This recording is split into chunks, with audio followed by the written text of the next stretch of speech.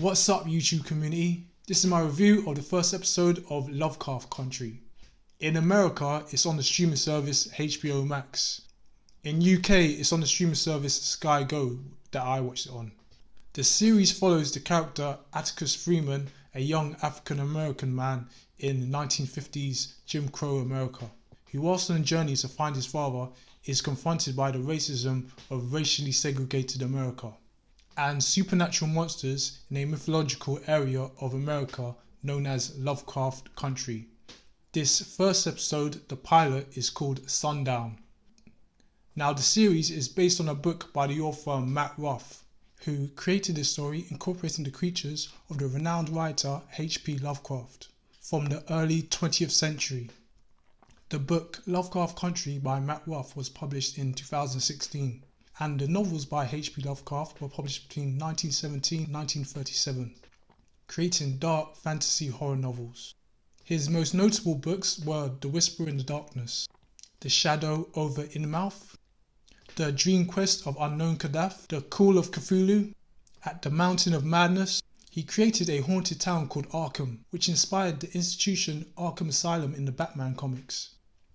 He had many distinctive creatures in his work, including Azathoth, Dagon, and the Night Gaunts. And the most prominent was Cthulhu, a beast-like creature with tentacles and wings. What makes this story so provoking is H.P. Lovecraft was a racist. This was fueled when he was living in Red Hook, New York, a very multicultural area where Lovecraft was overwhelmed by the immigration. He wrote a racist poem. Without separating the art from the artist, he is still one of the most significant writers of horror fiction in the 20th century. You can see his influence on the writers Stephen King and Clive Barker. Now, this interpretation of his work coincided with the horrors of the racism of 1950s America. In Matt Ruff's book is very innovative. The book being turned into a series with the team up of J.J. Abrams and Jordan Peele as producers on it. J.J. Abrams is known for promoting diversity. He pushed for John Boyega to be cast in the central role in the Star Wars franchise. He used his company Bad Robot to produce an opportunity for the director Julius Onah to direct the film The Cloverfield Paradox. Jordan Peele is hot off the hype of Get Out and Black Klansman, always exploring racial social commentary. The series showrunner Misha Green, who also created the Netflix series Underground, about the Underground Railroad in America to free the slaves. Now, this show is packed full of references and Easter eggs. The opening scene, we see the lead character Atticus fighting in the Korean War. He works his way out of the trench to all of a sudden see supernatural beings everywhere. We see Cthulhu, Lovecraft's creature, fly off in the distance, UFO, flying saucers landing, tripods from the War of the World books, to see some woman in red looking very extraterrestrial. She is Princess Deja Forrest from The Princess of Mars. She points Atticus in the direction behind him where Cthulhu appears, to suddenly be knocked out of existence by Jackie Robinson. Jackie Robinson was the first African American to play Major League Baseball. The actor Chadwick Boseman played Jackie Robinson in the film 42. Rest in peace, Chadwick Boseman. And then it hits you, this is very dreamlike, this must be a dream. The meta meaning of this, I think it's trying to say, in the 21st century, we are finally combating the racial social injustices of the past, with Jackie Robinson destroying the racist Lovecraft creature. I'm curious, is the name of the main character, Atticus, linked to the character Atticus Finch from the film To Kill a Mockingbird, which is set in the Depression era in Alabama, where the main character is called Atticus Finch, a defense lawyer for a black man wrongly convicted of rape. And the surname Freeman, obviously he was a descendant of slavery. Imagine being a slave and your surname is Freeman, Morgan Freeman. In this first episode of Lovecraft, we see Atticus board a bus, which is obviously segregated.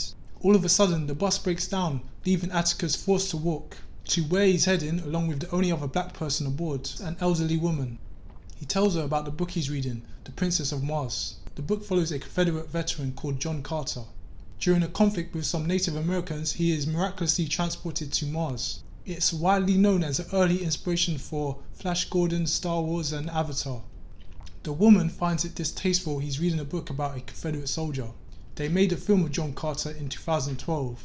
When he finally gets to Chicago, he meets up with his Uncle George, and they go to a black-owned bookstore. There's an ad in the window saying they're selling Safe Negro travel books. This reminds me of the Green Book. The Green Book was a guidebook for African Americans to safely travel through Jim Crow America. The film they made, The Green Book, is overrated. It didn't deserve an Oscar for Best Picture in my opinion. Whilst in the bookstore, Atticus picks up a H.P. Lovecraft book called The Outsiders and the Others. He begins to discuss with his uncle the recent disappearance of his father. They both grow increasingly concerned and are pursued to find him. They become convinced he's headed to the mysterious Lovecraft country, where supernatural beings and beasts exist. Lovecraft country is situated on the east coast, and if you look closely, the part that they think Atticus' father is at is the area Arkham.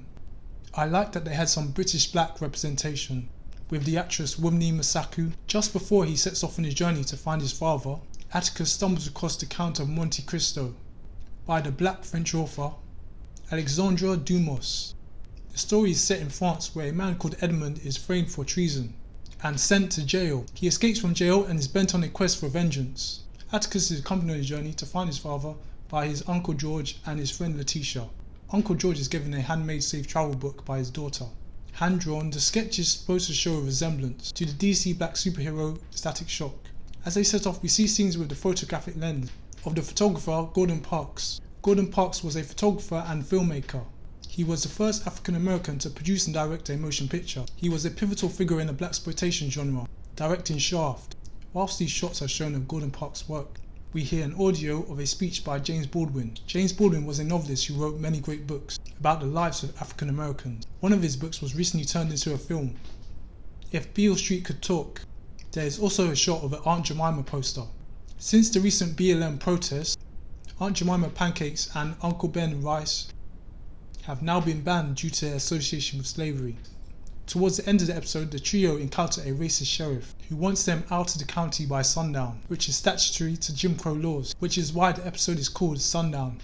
They just make it out of the county by sundown, but are still harassed by the sheriff and his law enforcement.